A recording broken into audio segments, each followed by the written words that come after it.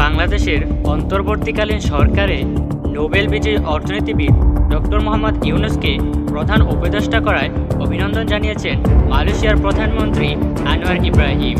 শুক্রবার ৯ আগস্ট মালয়েশিয়ার প্রধানমন্ত্রী তার এক্স হ্যান্ডেলে করা এক পোস্টে ডক্টর ইউনূসকে এই অভিনন্দন জানান আনোয়ার ইব্রাহিম। অভিনন্দন বার্তায় আনোয়ার ইব্রাহিম লিখেছেন, নোবেল বিজয়ী ডক্টর মোহাম্মদ ইউনূসকে বাংলাদেশের অন্তর্বর্তী সরকারের প্রধান উপদেষ্টা হিসেবে নিয়োগ দেয় আমি তাকে আন্তরিক অভিনন্দন জানাই। তার বিশাল অভিজ্ঞতা, প্রজ্ঞা ও সততার সঙ্গে জাতিকে পরিচালিত করার প্রতিশ্রুতি দেয়।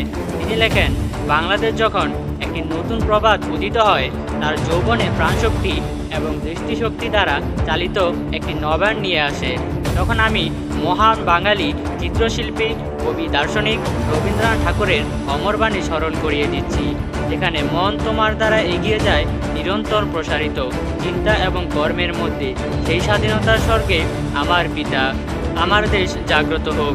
তিনি আরও লিখেছেন, ইতিহাসের এই গুরুত্বপূর্ণ মুহূর্তে আমি বাংলাদেশের জনগণের প্রতিটি সাফল্য এবং উজ্জ্বল ভবিষ্যৎ কামনা করছি।